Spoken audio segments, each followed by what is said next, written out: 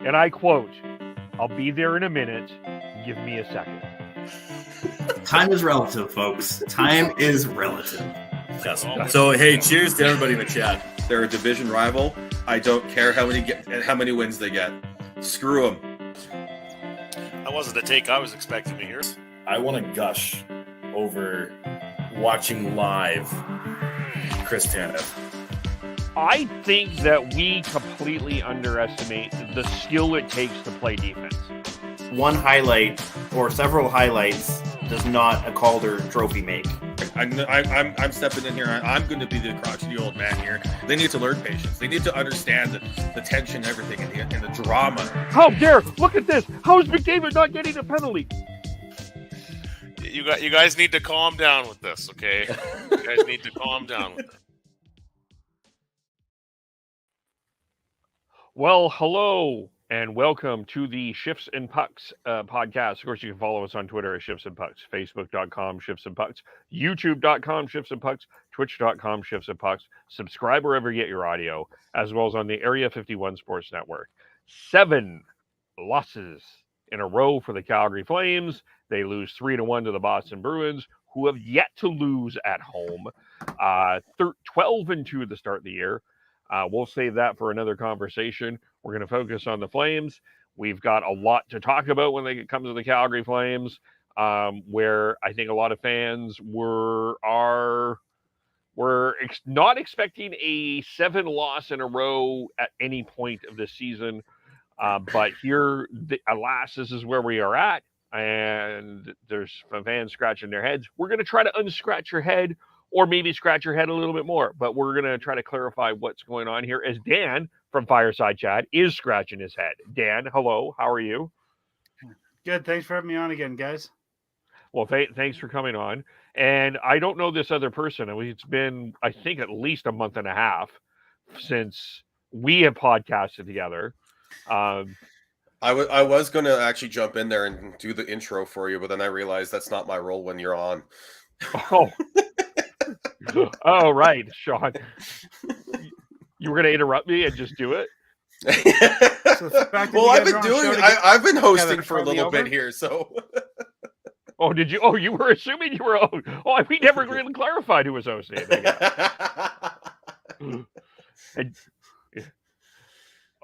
All right. Well, we're all together, so because I mean, we haven't been together.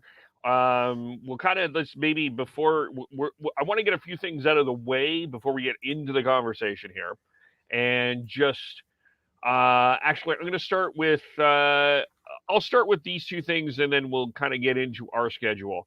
I think just first of all, I want to start with a big shout out for our military, active and retired, and anyone that has been involved with the military. Just to thank you for your service and what you have done for this country, and whatever country that you were, that be Canada or the States. Thank you for your service. We really appreciate that. We want to give you that honor and that love, and we remember you and your family today, as tomorrow is Remembrance Day in Canada. And also, second thing, a big shout out and a hearty welcome back for Rick Ball, who has been dealing with some pretty serious health issues, has been out for a bit over a month, I believe, from calling games, but he is scheduled to return Saturday night, Hockey Night in Canada. Rick Ball, Greg Millen will be calling that game.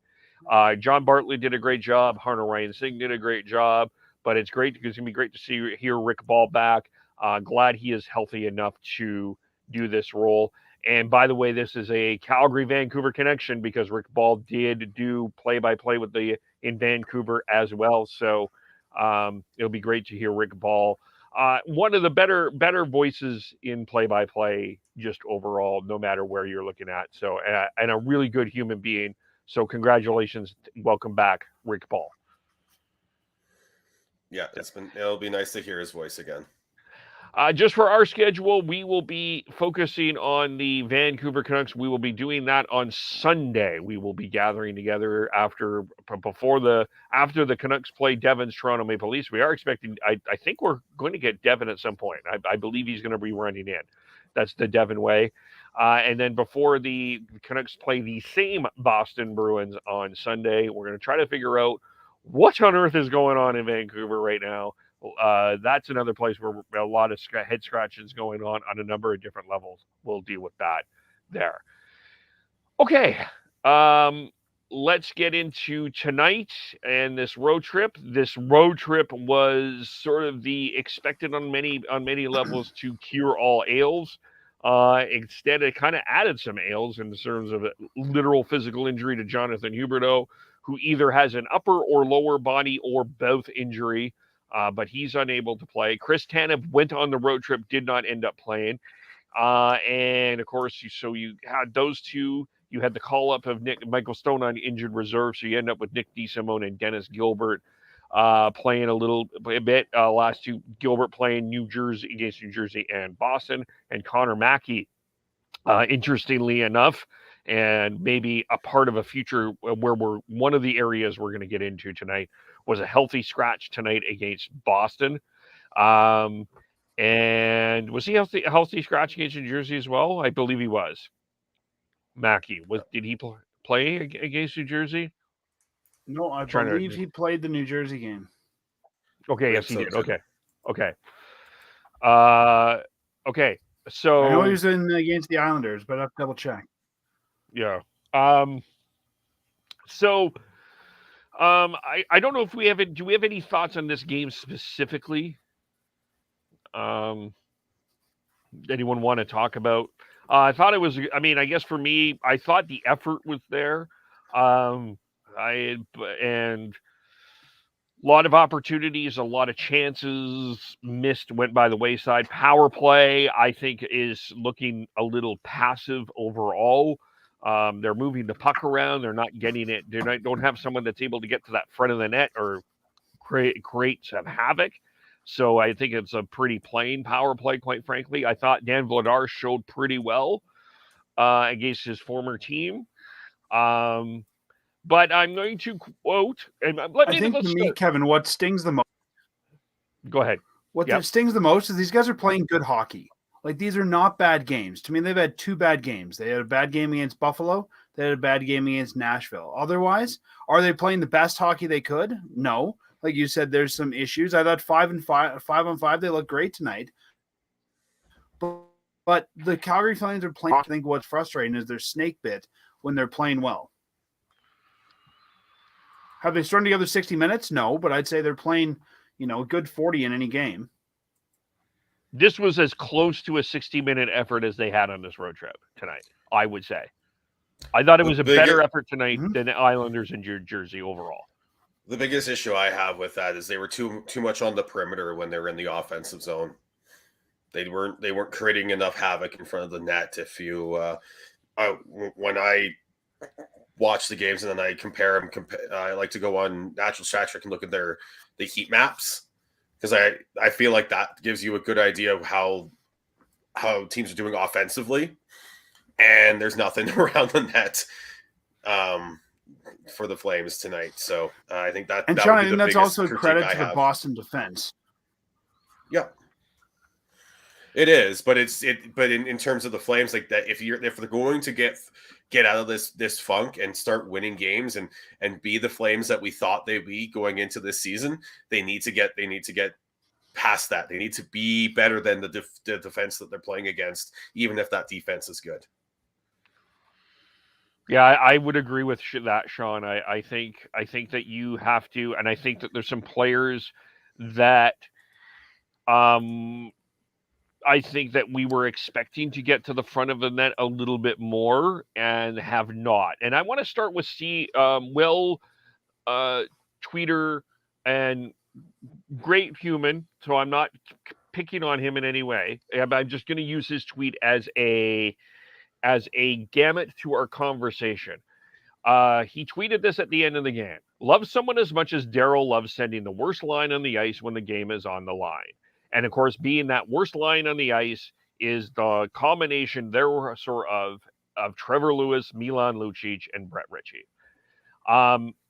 So this is where I'm going to start here, and I think we can dig, because I think that part of this, there's been a lot of criticism towards Daryl Sutter, but I want to point this out and to illustrate Sean's point about getting to the front of the net.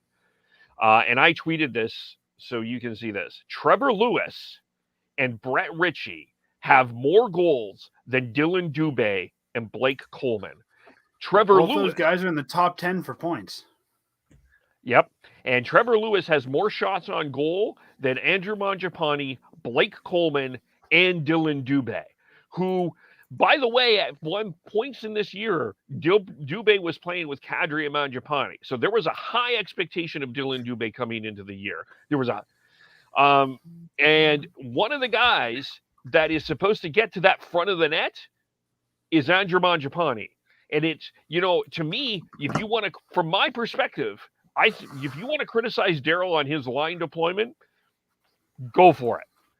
But to me, if you're putting on Trevor Lewis, Brett Ritchie, and Milan Lucic at the end of the game, I would argue that's an indictment to Andrew Mangiapane, Blake Coleman, and Dylan Dubé. And there's some criticism that needs to be pointed towards them more than Daryl.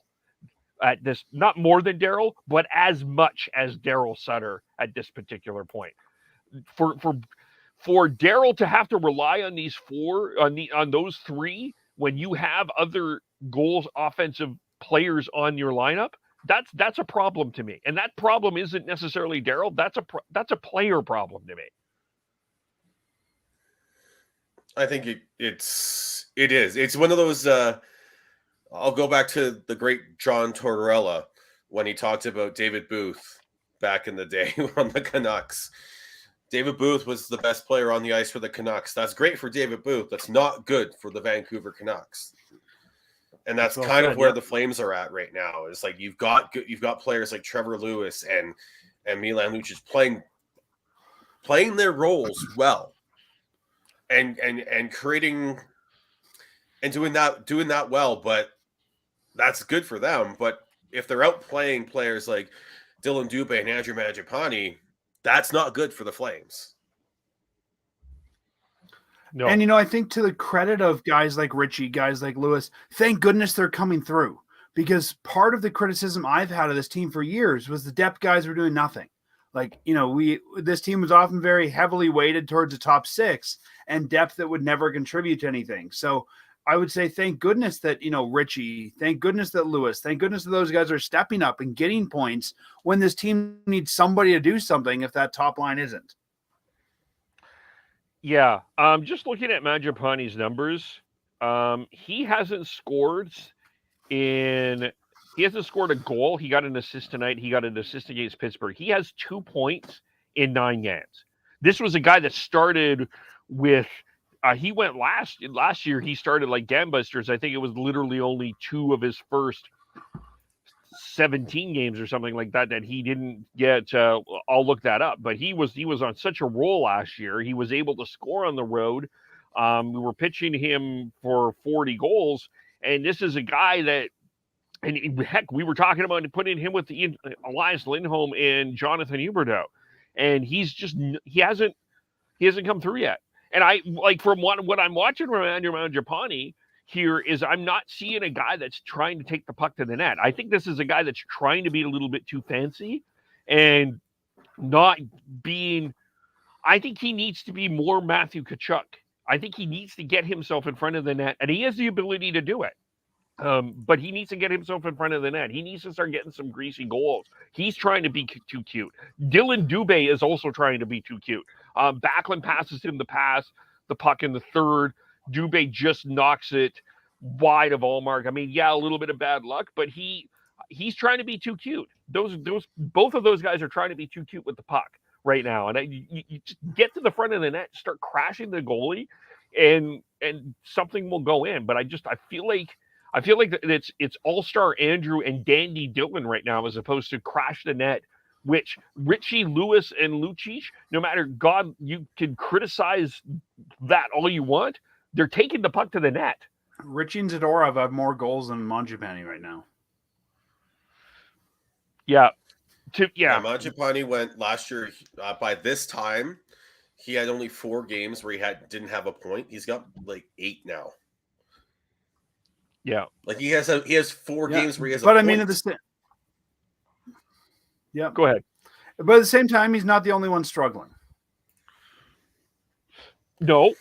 But that's the thing, though, is the top players. If you outside of Kadri, has there been a top player who's really been there game in and game out for the Flames this season?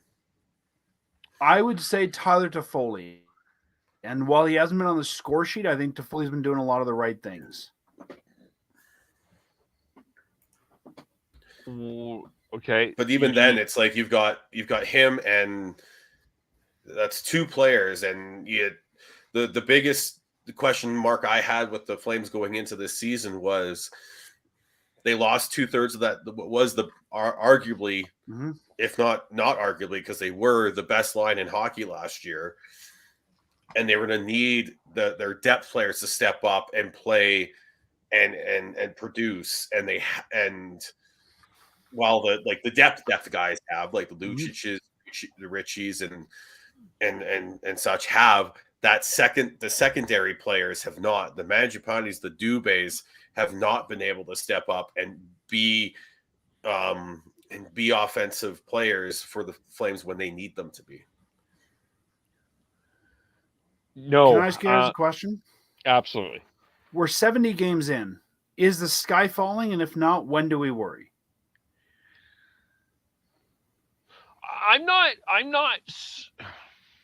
Usually this team goes on a 6 or 7 game losing streak right around the All-Star break. The way I'm looking at it, we're front loading that pain now. I don't know. I don't know if I'm worried. I wouldn't say that I'm worried. I'm annoyed though. So what has to happen for you to, like, I guess when do you get worried, Kevin? When it gets to 10? Well, I mean, I guess I'm not worried because I'm seeing things on this team that's telling me that this is a good team, right? I do feel still that the Flames are a good team. I'm not going to say it's luck. I think part of it is I'm not necessarily surprised because I kind of thought that they would get off to a slow start. You had, you've got three or four major new pieces that are in, 3 or 4 major pieces out. It's really tough to. It's really tough. I believe we have 8 of our 18 guys who are new. Exactly. So you're developing chemistry at this particular point in time. So I kind of expect it to be off to a slow start, but at the same time, I'm not worried. I think what I'm concerned about is I feel like I do think I'm concerned about I guess my big concern with the Flames right now is I guess there's 2 things that are concerning me at this particular point. One, I'm concerned just watching Duke. I think that they have planned in that dressing room. There are some that have planned the parade around Calgary and do not realize what it's going to take to get to that next step. That's the first thing. And the second part, this is to go a little deeper here. They have faced there's some adversity here. You've got a losing streak. You've got Tanev out. You've got Huberdeau out. And you've got Oliver Shillington on personal leave. And this is a time where you need to buckle up and you need to step. We need to step up here and make things happen. Like, you don't have your superheroes nearby. The Avengers are not coming to save the day. And that's what's concerning me. There's some real adversity here. And I'm curious where this team is at. The way I would look at Sean, it is, if you? I'm a Flames fan, sorry, Dan? Oh, sorry. You were saying what I was going to ask you. Just, are you worried? Well, I would say the way that if I was to be worried, if I was a Flame sign, is if they don't recover from this downfall quickly, because if they don't come back, if you say it even gets to not 8 or 9 games here in a row, but then they just continue to wallow at like win a couple, lose a couple, win one, lose one for another couple of weeks, that's when I would be worried. I would want to see them find a way to string a few wins together to recover from this and build some momentum out of this. Once they do get out of this this losing streak, if they can't do that, then that's going to be worrisome. Are you worried, Dan? Yeah. You are worried. Not yet. And I think a lot of people are, and that's why I ask. I mean, again, teams go show that this team doesn't get going until Christmas every year. I think, a 7-game losing streak, while it's not great, is not unheard of. It's not like we're breaking records here. Now, I think like Sean said, if we win one, lose one, win one, lose one, or go, into double digits, yeah, then I'm getting worried. 7 games, Kevin, like you said, with a new lineup, new guys are trying to learn how to play here. They're trying how to play Flames hockey. And remember that even some of the top guys like Uyghur and Huberdeau never asked to be traded, right? So they're going through their first trade. They're going to a new city. They're not like guys like Kadri who decided to sign here. So then there's a lot of unknowns going on in the background with that whole get adjusted to a new city. What does that mean? New players. I think they'll turn around. Well, so you're at home for 2 games. You got Winnipeg, you've got LA, you got Winnipeg Saturday, you've got LA Monday, and then you go on a 6-game road trip to Tampa, Florida, Philly, Pittsburgh, Washington, Carolina, and then you're back home again. So you're on an extended, you've got a little bit of road time here to get that bonding together, and you've got some pretty tough competition. Tampa Bay, no slouch. Florida, I think that's obviously going to be a emotional game for everyone involved. You got Washington, you got Carolina, you got Pittsburgh, you got Philly. So you've got some emotional games coming ahead of you here that can galvanize and bring this team together. I guess for me, I drink my dirt. Right now, you got to go 500 on that extended road trip. Yeah, if you go 3 and 3. That's a tough road trip. You've got both and I think teams. you're not going to go from 7 losses to 7 wins. Yeah, no, I think if you can get 3 wins out of that road trip, you're okay. Yeah, it's the building block to something better. Yeah, and really, looking at last year, I think sometimes wonder if it's better to build towards something as opposed to getting off to a great start and then having to cruise your way to the end of the year. Sometimes I wonder that. But that road trip, if you come away with 3 wins, I think, 6 out of 12 points, I think you're okay. I think Tampa, Carolina, those are the really tough ones. Pittsburgh, Florida, I think those are toss-ups. I think Philly and Washington are winnable games. I don't know if anyone sees that. That would be the way. Florida's second in the Atlantic behind Boston right now. Tampa's not playing great, as good hockey as we think them. Pittsburgh is a team that is just floundering as well, but who knows where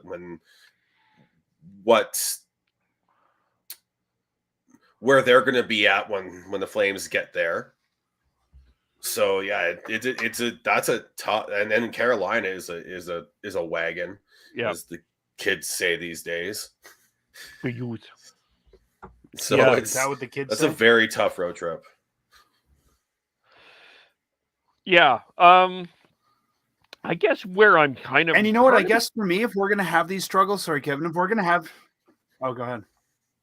No, go ahead. Go ahead, Dan. If we're going to struggle I figure let's struggle early. Let's get this figured out. So as we march towards the playoffs, the Flames have things figured out. I'd rather they struggle now than say go on a 7-game losing streak near the end where someone might be trying to make up points on them. Like, to me, let's get it out of the way and then let's get our season together and move on. Yeah, I see your point there. I think that this is a team that's going to try to build as the year goes on. I guess just from my perspective, as I drink some Daryl Sutter Kool-Aid that Sean accuses Devin and I of drinking, I'm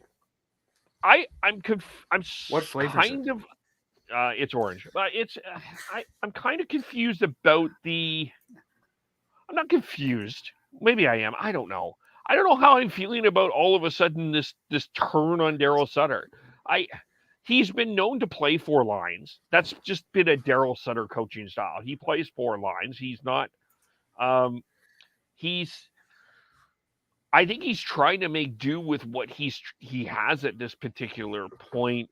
I mean, it's not. I don't think it's ideal that you're throwing the Luciches, Lewises, and Richies on the ice at the end of the game. But at the same time, if you're not, what sort of message? How does Daryl get more out of these top line players than he's getting right now? I mean, Elias Lindholm 5-on-5 hasn't been great. Jonathan Huberdeau, I do not believe before his injury got a 5-on-5 point. Right, so. You've got, to me, how does Daryl get his point across to the top 6 of the forward group on here? We'll get to the defense in a second. How does he make his point? Like, what is he supposed to do? That's my struggle. It's hockey fans always need somebody to blame. Yeah, when you lose 7 in a row, you're gonna have to.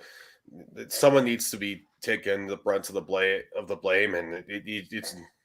Unless there's players who are making absolute boneheaded mistakes over and over and over again, it's going to come down to the coach more often than not.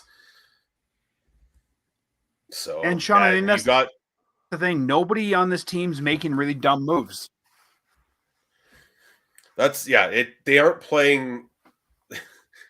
Maybe it's because I'm just jaded because I've watched the Canucks play so much, and there's so many just boneheaded mistakes. But yeah, the Flames are playing solid hockey. It's not good enough.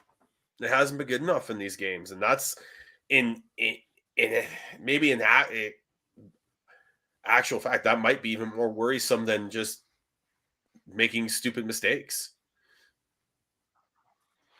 But then again, you also have Kevin on the Daryl Sutter thing. Sean, go ahead. Yeah. Also, you've got Jonathan Huberdeau, who only has two 5-on-5 points this whole season, and that's not what they brought him in to be. That's not what he's been in the past few years. He's been a point producer, and he's got two assists in the 11 games he's played. And now he's injured. So it's the Flames need to find another, as good as they have played, I still think they need to find another gear if they're going to be successful. And I think sorry, Dan, this is what I think Daryl is trying to get to these players here. I think Daryl is trying to say to these players that it's going to take a lot more than what you're giving right now for it to be successful. I think that's what he's trying to instill this message within this organization, that what has been done is not working. Like, it's getting you to point B, but not to point A, and it's just going to take a little bit more. And that's where I feel like this is where the tension is lying on here. Daryl is trying to push this team up a higher level, and I think the players have yet to figure that out. Like, I think Elias Lindholm is a good example. The guy was nominated for he was my Selke Trophy winner last year. He was a Selke Trophy nominee, but he had to take his game to another level. Daryl talked about Dylan Dubé needing to gain weight in the offseason and get a little bit stronger. So he's asking Dylan Dubé to take that next step. He's talked about Andrew Mangiapane and where he needs to get his goals from. And that's in front of the net, those greasy goals. That's another step that Andrew Mangiapane needs to take. He's asking players to take another step, and that's where this tension is coming from here. Is it almost feels like there's some growing pains within this or within this player group, and this is what we're seeing as the result of. As I drink another, I will now drink my Daryl Kool-Aid. Dan, go ahead. So that brings up another question, but I'll say what I was going to say earlier first. I think that right now I'd rather have fans heap the crap onto Daryl, and I think he's willing to be that shield. I'd rather they heap that crap onto Daryl and sort of insulate the players in the ice and let them try to work through this, as opposed to start getting upset with all the players. And I think Daryl realizes as coach, sometimes that's his job, is to take that crap. Okay, what I now have a second question, but go ahead with your question. Sure. So, Kevin, the players and maybe not rising to Daryl's occasion, do you think part of that could be there's no defined leader on this team? No, I don't. No, I don't. Well, okay. Well, that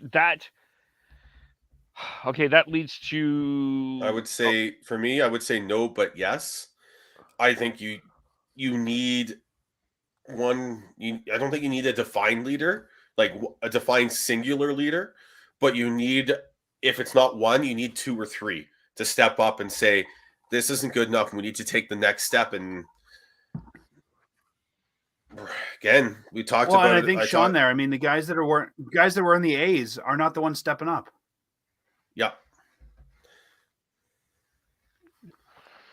Well, okay, so which this combines with my sort of, I don't know where to put this, but Frank Saravelli was on the Barn Burner talking about, and I heard him today in Vancouver talking about that the whole Daryl Sutter saying that Jonathan Huberdeau had to take a shit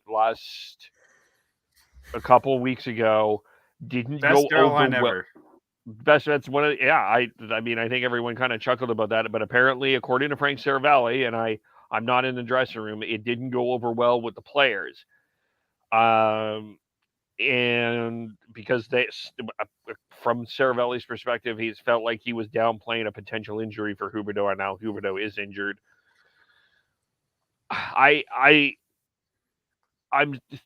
To me, I'm not saying. If the players are stumbling along because they didn't like this Daryl comment, that just feels like, I don't want to say get over it, but it feels a little bit unprofessional. Before that comment. Yeah, I mean, they were winning, but they were struggling. Sure. I don't think I'm not sure if I buy it.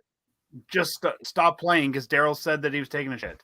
And remember, it wasn't just that comment. Last game, Daryl said that Huberdeau was out with an upper body injury, because he couldn't get his foot in a skate. Yet the team said it was an upper body injury through their official channels. So nobody seems to know what's going on with Huberdeau. Well, Wes Gilbertson said it could be both, and it could be. Yeah, I think if you're on the team with Daryl as a coach, you just have to take what he says with the media with a grain of salt. And if you're gonna get upset with him basically toying with the media, I don't think that's not good for you, because that's just noise. You should be focusing on how do you get better next game. You shouldn't care what Daryl says to the media. And on my previous comment, I feel like sometimes Daryl's doing that to deflect from the players. Let him take the crap. Let him be the one to do that to the media to insulate the boys in the room. And I think the boys have to realize Daryl's doing that so that they don't have to do it. Old school Brian Burke mentality.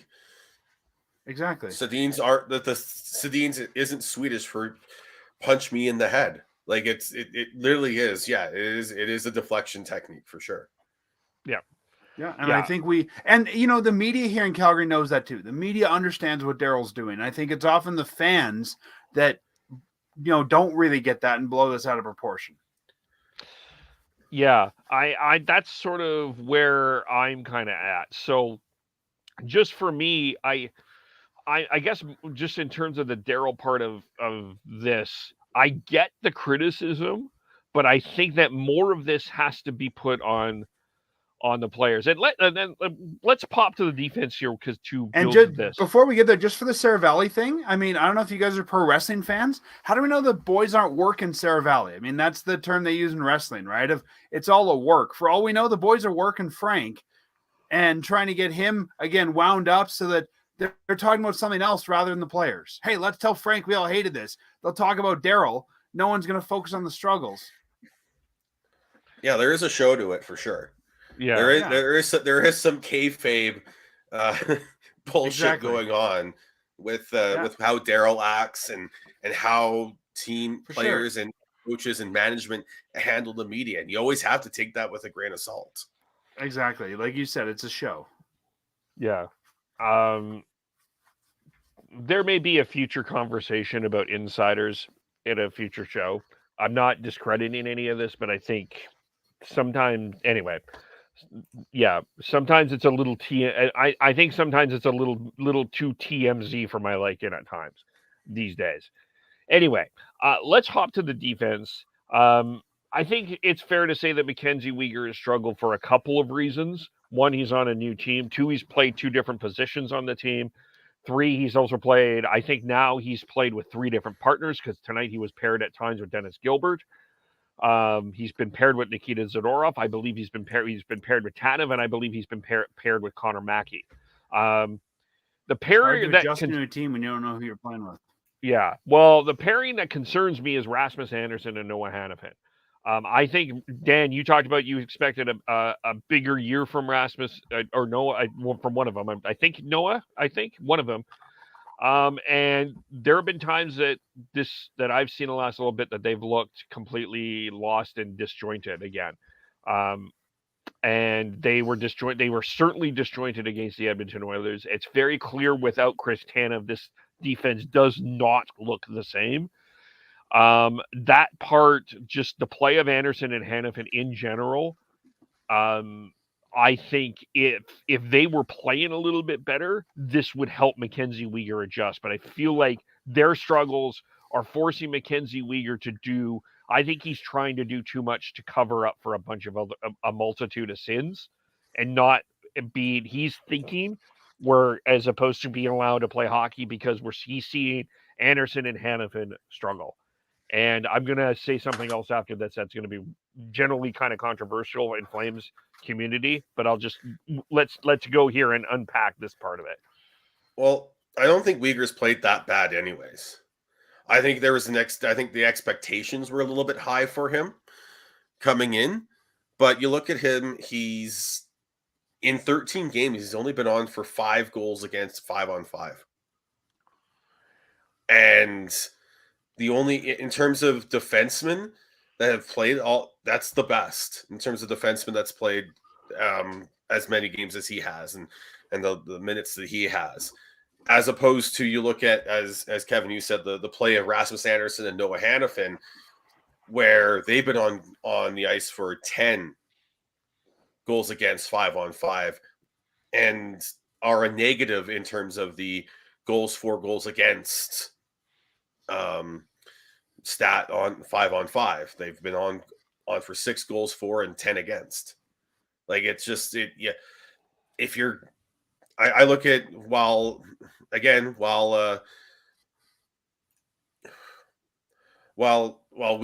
on the positive side there. So it's, I look at that and I don't think I think that the expectations for Uyghur, I think there was a lot of expectation that you come in and be the number one guy and be this like true number one guy.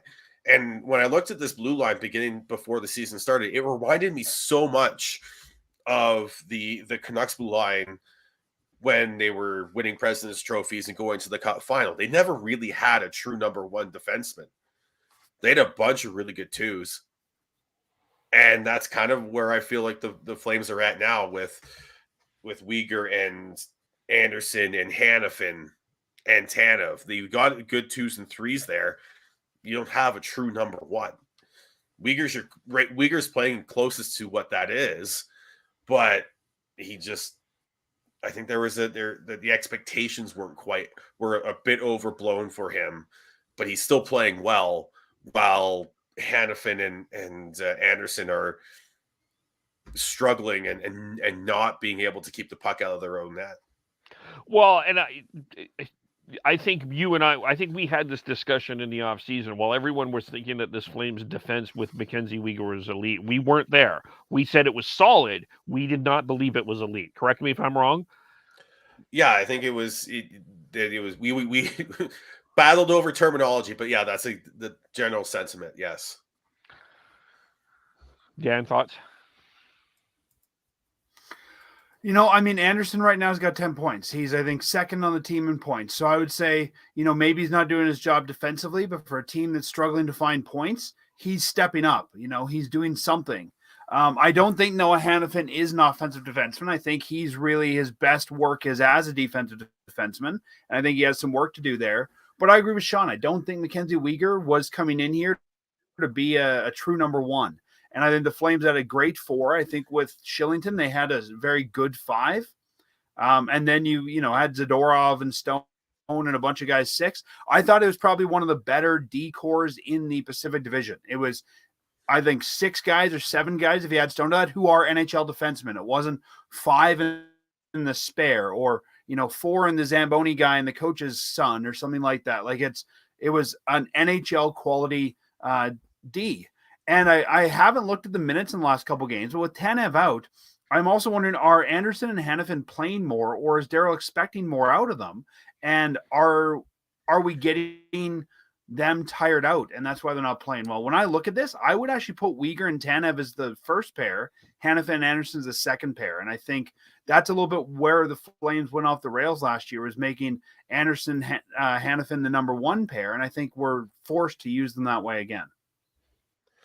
The other thing with that is, Anderson may have 10 points, but only 3 of them are on 5-on-5. And Weegar actually has more points 5-on-5 than Anderson does. So it's. But somebody's also got to pick up the special team points.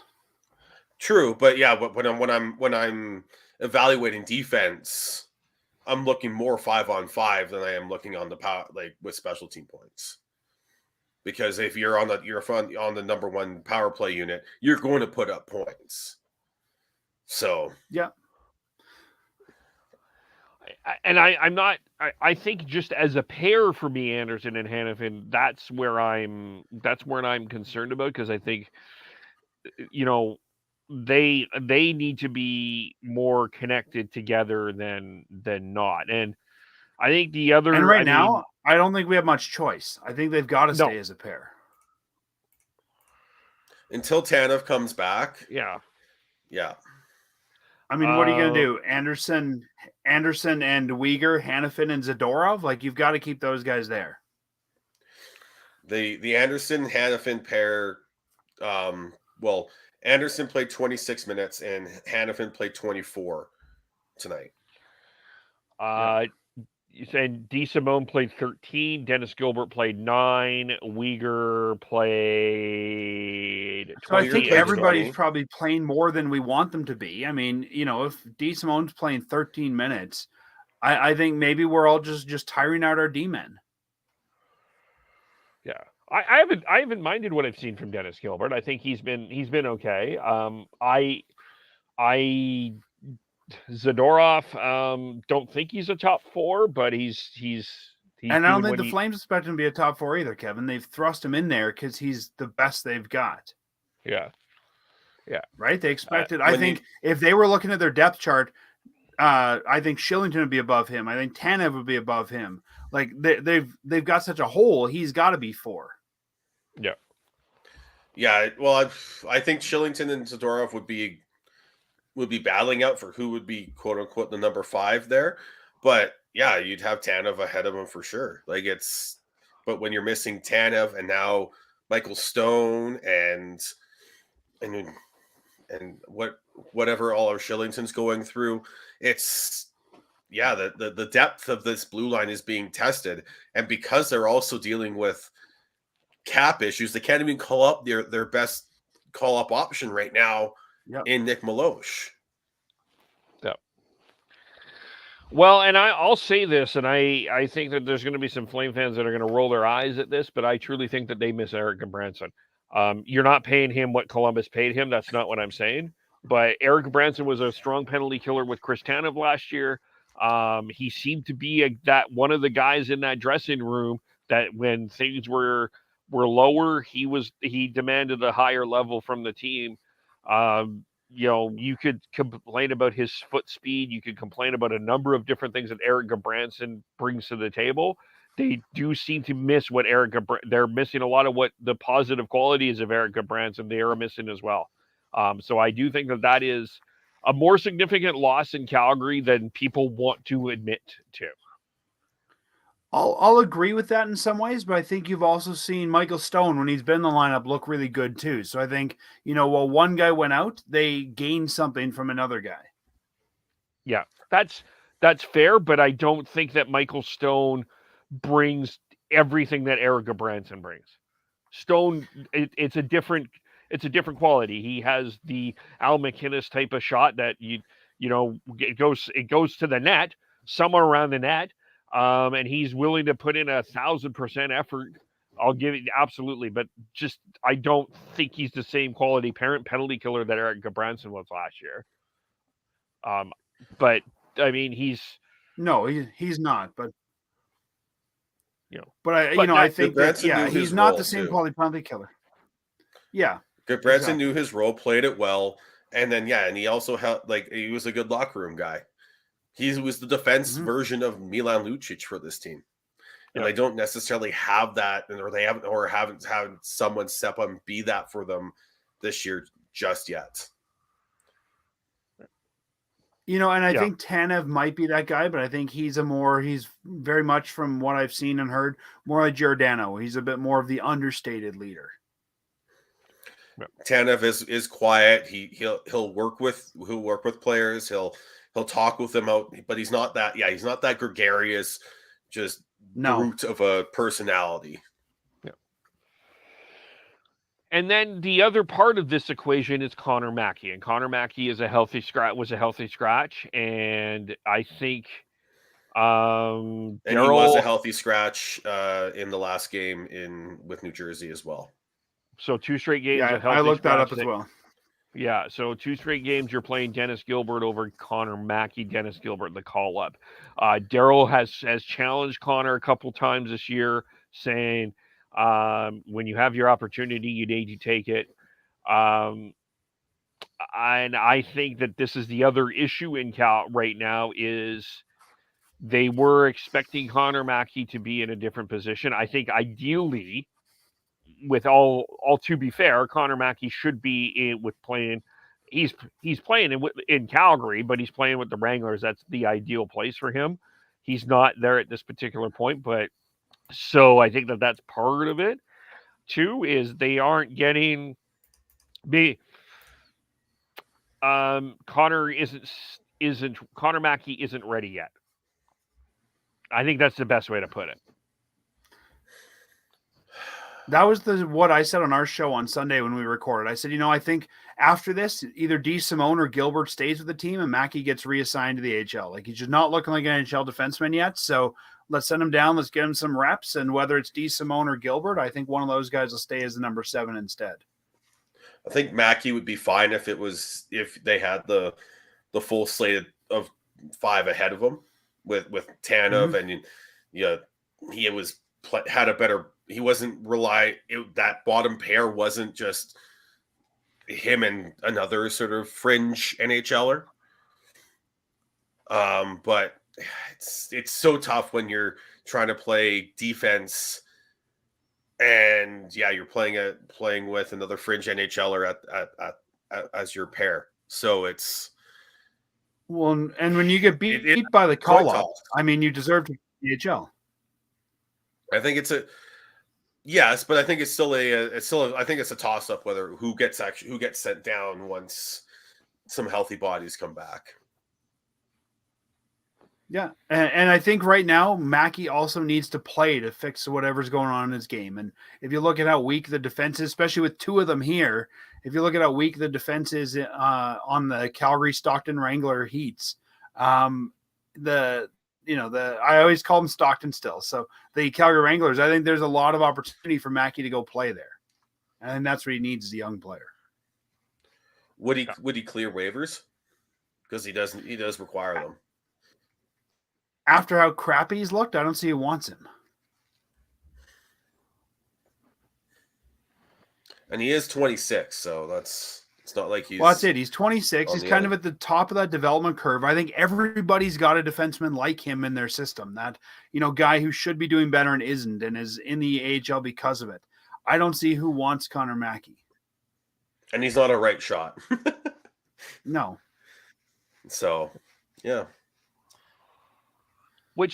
So speaking of the Calgary Stockton Wranglers Heat, is that what you called them? Yes. Okay. I want to address a debate that I had with another well-known Calgary tweeter named Mike Gould. And this, I know that sometimes we get in debates on Twitter and everybody wants to yell and scream. I don't think that this wasn't a yelling or a screaming thing, but there was a lot of calls for bringing up the young kids after the New Jersey game, and I just simply tweeted that they're not ready, flat out not ready. Looked at Connor Zary's stats; he's a -10 with the Wranglers, and this led to a discussion around Jacob Pelche specifically. And one of his arguments that he's been presenting has been the fact that Pelche is one of 5 first rounders from the 2019 draft that have not yet to play in the NHL. The others, by the way, are Simon Holmstrom with the Islanders, Ryan Suzuki with Carolina, John Beecher with Boston, Ryan Johnson with Buffalo.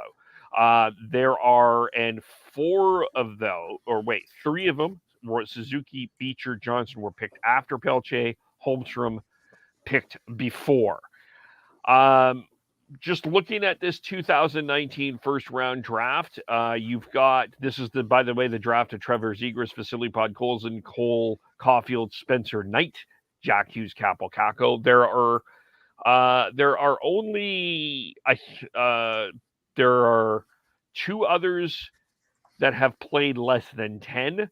Alex Turcotte, who was the 5th pick in this draft by the Kings, and Samuel Poulin, who with the Pittsburgh Penguins. So only right now at this point, Braden Tracy with the Anaheim Ducks. And Braden Tracy, right. Yeah. So you got 3. Thank you. And you've got 5 players in this draft that have played over 100 games. Jack Hughes, Kaapo, Kirby Dach, Dylan Cousins, Trevor Zegras.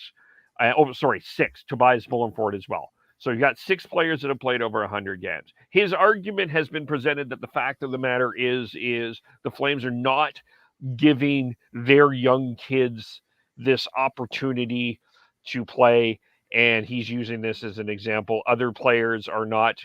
Other teams are giving their shots to the first rounders, and the Flames are not. And he doesn't see this as. He sees this as a concern. This is where I'm at with Jacob Pelche, and then we can kind of dig into what we need to do in terms of the call-ups here. I watched Jacob Pelche at the Young Stars Classic. I watched him in the preseason, and I think Daryl said it. He doesn't look ready to me to be a National Hockey League player. I think they wanted him to work on some specific things. They seemed to specifically put him in penalty kill situations and during the Young Star Classic. I think they determined that Jacob Pelche needed a little bit more work this year with the Wranglers, and that was the determination at this particular point in time. I don't think that this is not an indictment on Jacob Pelche. I just think at this particular point, Jacob Pelche still needs some work, and in my mind, just from what I'm seeing, Connor Zary, Jacob Pelche, they're still not ready to play in, and if you're looking for another defenseman, Jeremy Poirier, they're still not ready to play in the National Hockey League. They still need a little bit more seasoning, and putting them in situations here where I don't necessarily think that they're going to be successful isn't going to help them out. And I don't think Jacob Pelche not playing in the playing a National Hockey League game should be an indictment towards the Calgary Flames' approach to development. I think that they're close. I think they would be considered NHL ready in other franchises and other good franchises. I just think that Daryl has certain ideas on what players need to show him to be NHL ready, or Daryl Sutter NHL ready. And there's nothing wrong with that. But I do think that at some point you do need to take a leap of faith with some young players. And the Flames are now 7 games without a win. At what point do you, and you're without Jonathan Huberdeau? What other better opportunity do you have to give, whether it is Pelche, whether it's Zary, whether it is Matthew Phillips, one of those 3 specifically, a shot to see what they can do in a sort of a top 6 role? Because you're not bringing any of those guys up to play on the 4th line. So at this point, I look at it and go, what do you have to lose at this point, other than to see what you have with one of those 3 players and see if they can take that brass ring and run with it when given the opportunity that is being presented to them potentially right now. Dan? Kevin, you and I had a long discussion about this at the beginning of the season. I think that fans love to see prospects, and I get it. Everybody wants to see Dustin Wolf. Everybody wants to see Peltier. Everyone wants to see, Poirier. And as I said to you, great. Go to the Dome on a Sunday afternoon. You can see them all. You don't have to go to Stockton. I don't think we need to call these guys up for Flames fans to get their look anymore. And you know what? While I agree with Sean that maybe these guys are ready, I would rather, for a guy like Peltier, who I think has great NHL potential, I'd rather overseason him as the big fish in the small pond of the AHL, especially now, than bringing him onto a struggling team. And, well, like Sean, you said, there's not a lot of harm to it. I think it could do harm up here. I think bringing a guy up, maybe putting him on a team, not getting the success, I think it can cause some issues here. If I was going to bring a guy up right now, I'd be bringing up one of the older guys, one of the guys we need to see what's there, like Matthew Phillips. We need a right shot. Bring Phillips up. I think he's at the age where you either got to know what you've got or cut bait on him. And I think he's the guy. He's having a great year. He's got 14 points in 10 games. He had a career high year last year. Let guys like Peltier, let guys like Zary do their thing in the AHL where I think they fit best. See what you got in Phillips. If you want to bring a guy up, Matthew Phillips would be my guy. He would be mine. I don't think it's necessarily just Pelche or Zary. Like, I think Phillips would be a good call up. I think and I think fans want those guys because they're the razzle dazzle hot names. Yeah. But sons, you got to bring up the right guy at the right spot. We need a right shot. We need a guy who's a shooter. Phillips is that guy. I think he's the best description of what we need right now. And if you want to see the other guys, go to the Dome and watch them. Yeah, I would honestly, I would be open to the idea of bringing Matthew Phillips. I think he brings some. He has some skill. He can bring some dynamic there. He would be a guy I would be willing to give a shot. I mean, I guess my concern is he cleared waivers. That's, to me, interesting because I would have think a guy with that kind of skill, someone that was timing more than anything, though. Yeah, I agree. That at that time during preseason, you see a lot of players who are of the Matthew Phillips ilk, and just everybody's got a Matthew Phillips. Yeah, everyone's got someone who hasn't quite broken through, so they're not going to claim another one. Yeah. So I think that's not an indictment on Matthew Phillips. It's more of just the way things are with the way the NHL and waiver wire works. And I'd have to double check the date that he cleared, but to me, it's all the more reason to bring Phillips up. I think he's still within the 30-day window where he wouldn't have to clear to go back down, even if he comes up for one game. Looks like Sean. I think I'm checking. The other guy I think we'll see here at some point. I mean, the last cut from camp usually gets a look. I think Radim Zahorna will come back at some point because he was the last cut. But again, I think you kind of know what you've got in that player. But I think Zari, I think, Peltier, though, even I've heard people say bring Dustin Wolf up. Well, and Sid Hu, we've got two good goalies. Like, I think you can do more. When I bring a guy from the farm, I want to put them in the spot where I think they're going to be as an NHLer. I think if you bring up a guy who's used to being a top 6 guy and give him third line minutes, he doesn't know always how to do his magic in 10 minutes or 6 minutes. So I think now is the time to see what we got in Phillips. It was October 3rd. He was placed on waivers. Yeah, it's past 30 days. I knew it was before the season started. So the other issue now, we've got $600,000 in cap space. We can't even bring him up without making another move. Right now, so I don't we think would the need Flames to at this can point probably. do too much. Yeah. No, they would They'd have to waive They would someone. need to either send a defenseman down. Yeah, they need to send one of their D-men back down, which is kind of dangerous. I mean, you could send Gilbert down for a game and sort of recall him on that same money, or you try to, I don't know, float one of your older guys like Richie through waivers, or Lewis through waivers, which they're not going to do. So I think that's the only reason you might not see him right away. And I think they might want to bring a guy up, but they don't even have money to do that. Yeah, that's I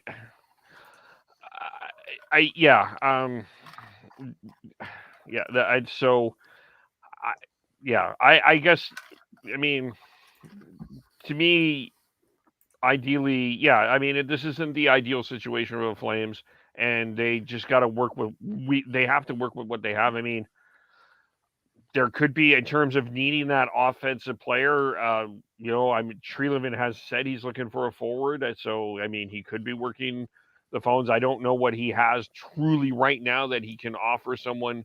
I think anyone is going to offer him an anchor really at this particular point. So I don't think that now is not the time to make a trade. Well, I think the question is too, what asset are you going to give up? Yeah. Right. I mean, I've heard people say, "Oh, we should give up Hanifin." I don't want to lose another blue liner. Like, what are you going to give up at this point? You can't. At this point, the Flames can't trade a defenseman. Like, they're not deep enough to do that. And you rarely see first-round picks in play this early in the year because no one really knows if they're going to be a buyer or seller yet. I think if you're going to go out and get a big, draft pick for players, sort of like the Toffoli deal, it's got to be done in the new year. Yeah. I think the only thing we might see. Go ahead, Sean. Yeah. Especially with this draft too. Like, if the bottom falls out on this team after they've lost 7 in a row, do you really want to give up a 2023 first round pick? No. That could be. And if they're going to do it, it'd be even if it's not necessarily, even if it is lottery and they don't even get there, the top end of this draft looks pretty solid. So it's not something that you're going to want to give up, and let alone that they've got one of the next 2 years.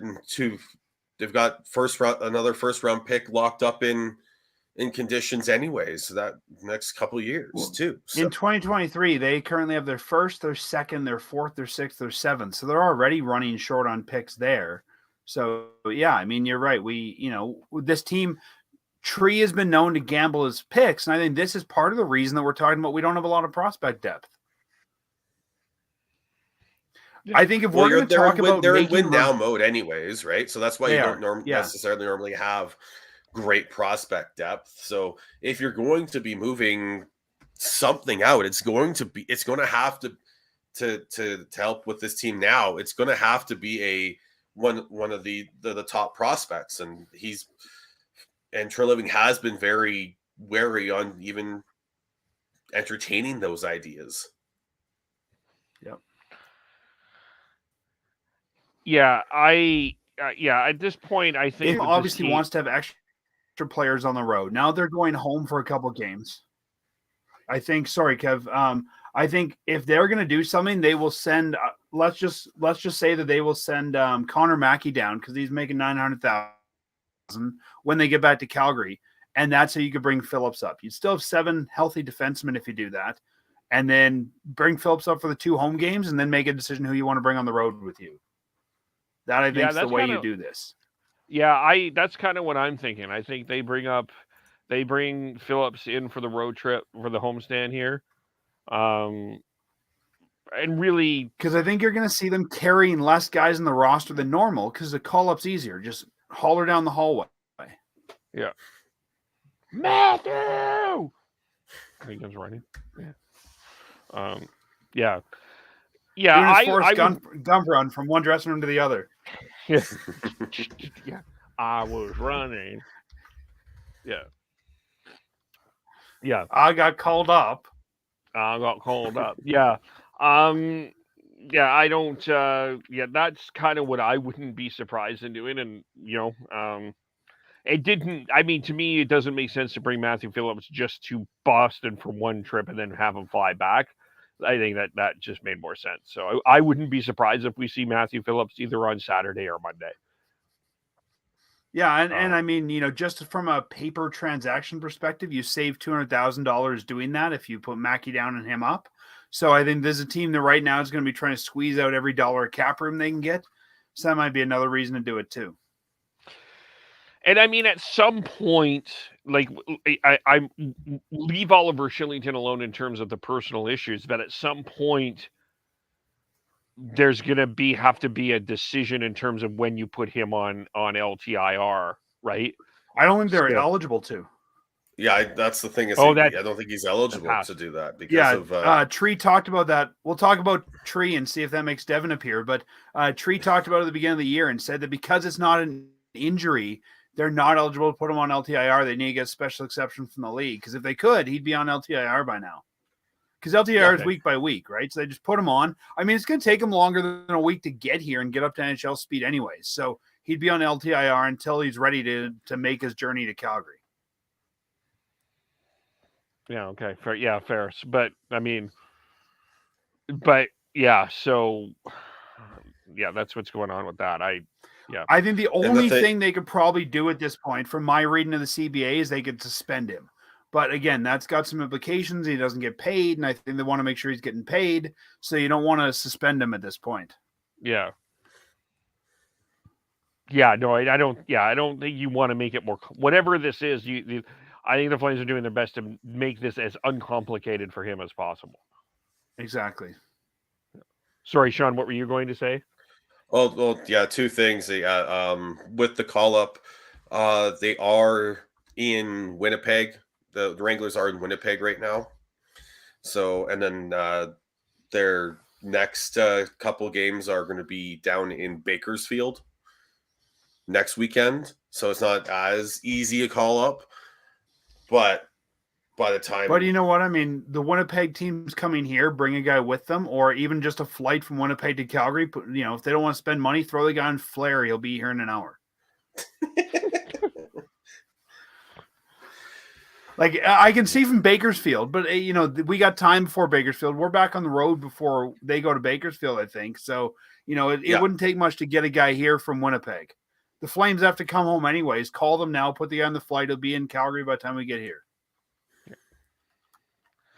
Yeah, and then you still are waiting for word of the length of time that Huberdeau and Tanev are out for.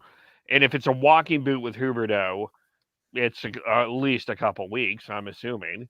So, and I think at that point, even if you put Huberdeau on IR for a week, you free up a huge amount of room. Now we can bring up half the heat if we want to for the amount that we're saving. I believe LTIR isn't LTIR a month. They has to be out for a month to be. Oh, sorry, you're right. LTIR, but IR, it's IR. It's IR, yeah, but you don't actually get any cap room from IR though. Unfortunately, it's LTIR that you get the. That's true. Yeah. The not cap room, cap relief. Yeah. Right. Yeah. No, you're right. So yeah, you would need to do something because they can't. I mean, they're going to need an extra forward here. Right now, they have 0 extra forwards. Everybody's playing, so they're going to need at least one. They've got 7D if they send Mackey down.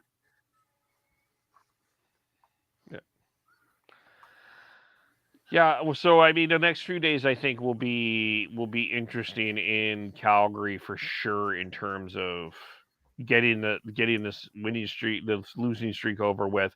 Not going to be an easy test against Winnipeg. I think people I think Winnipeg is. I did not expect it. I did not have Winnipeg in first place in the Central Division on my bingo card. So, but heads, here we are. So that's not going to be easy. The Kings are I not didn't going to have be. Arizona as the second wild card team in middle of November. Yeah, We're 12 games in. Things will settle themselves down. We didn't have the Flames out of a playoff spot either. No. But my point with Winnipeg is that that's going to be a tougher matchup. That's not going to be an easy game. The Kings are not going to be an easy game either. So, and in terms of that playoff, yes, I think there's going to be. I mean, I don't think anybody, including the Mullets of Arizona, are expecting Arizona to be in that second wild card spot at the end of the year. They're off to a nice start. But at the same time, and I think the Oiler fans are feeling this a little bit too. The Vegas Golden Knights are not going anywhere, folks. They're not. And the Seattle Kraken, I don't think, are going anywhere either. I think there'll probably be a bit of a regression with Seattle, but I still think that they're going to be hanging around. They're going to hang around for a bit here. So this is not. My point is, it's not cruise control for the Flames to get into the playoffs. Well, no, Vegas is. They're getting the goaltending. Logan Thompson is showing that he's, at least for this season, he's for real. Seattle, I'm still not quite sold on. LA's still playing solid. Edmonton is being Edmonton. Yeah. I think Seattle's going to go down and Calgary's going to go up. I just don't know how far Seattle's going to. I think they're a better team than I think a lot of people are giving them credit for. The big question with Seattle is goaltending and the health of goaltending.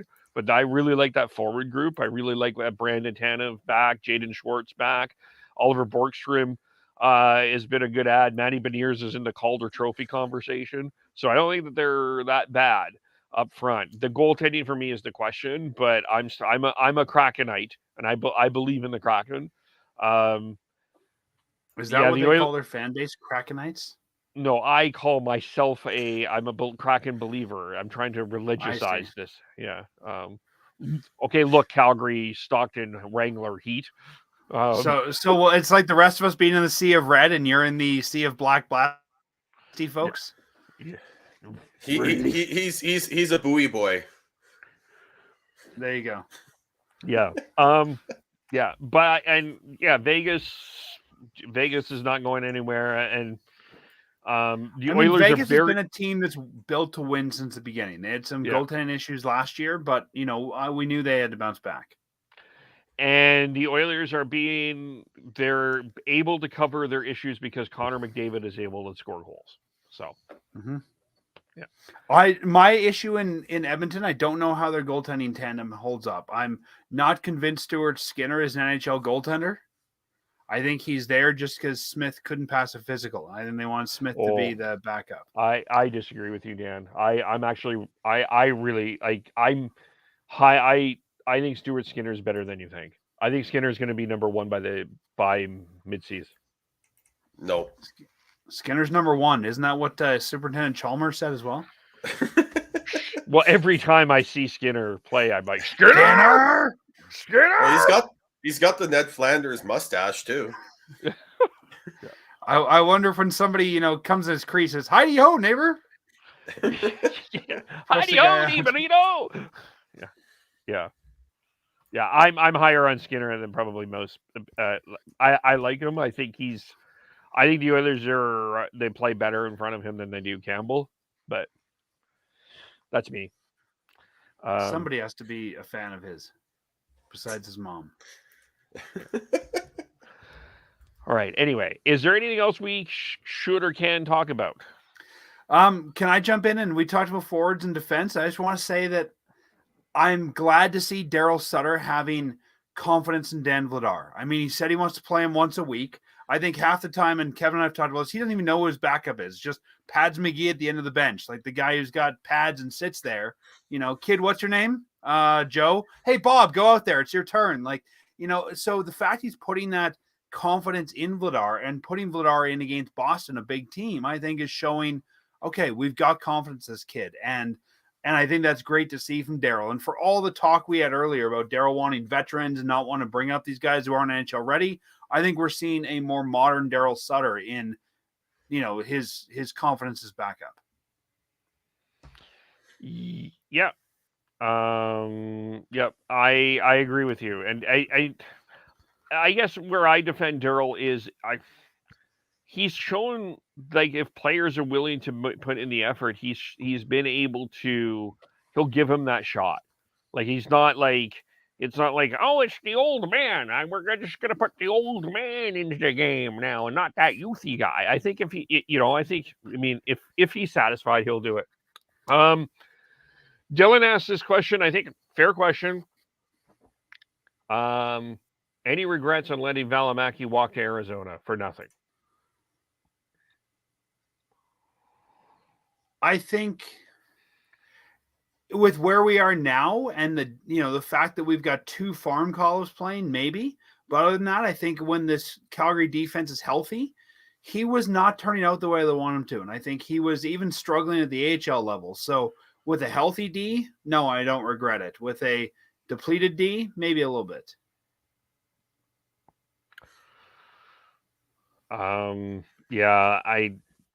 It feels like Valimaki is a similar situation to Sam Bennett. I think if both of them look back on the situation, there's probably things that both of them management and Valimaki could have done better. And there were some attitude issues with Valimaki and that sort of thing as well. So I think maybe it was best to part ways.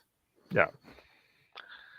I think that's fair. But all right. And I think if you really need a defenseman like that, there are guys like Valimaki available on waivers every week or available for a 7th round pick or something like that. Like, you can recover a similar asset if they need to. It's easy to say that when the team is stumbling through and you're seeing a depleted D. Sean talked about being surprised that Phillips cleared waivers. I'd rather Valimaki got lost than Phillips. So I think, again, in the grand scheme of things, I think he was the right sacrifice. Yeah. He was also someone, he just needed a change of scenery just to see what he could do. And playing down with the Mullets, I think, where there's no expectations, no pressure, I think is a good spot for him. I think we get to see if he's really an NHL defender or not. Yep. And sometimes GMs get blamed because someone always turns out somewhere else better. But at the same time, sometimes it's just fit response when something clicks in somebody's head. Right. So, but you know what? For every one guy like him that we lose, we've had one guy that's turned out as well. I mean, some of us might remember we drafted this Goudreau kid in the 4th round who wasn't expected to go very far. Like, you win some, you lose some. It's just a matter of you winning more than you're losing. Yeah. That's the epitome of the draft, right? Yeah. All right. Let's leave it here. We will be back on Wednesday, and we tried to give shots to Brad Treliving.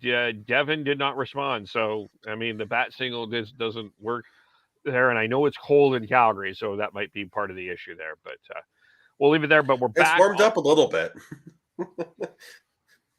Okay, fair. Yeah. It went from minus 30 to minus 26. Yeah. It's shorts weather again. Yes. Yeah. That's right. The barbecue's going on tomorrow night. Yeah. Yes.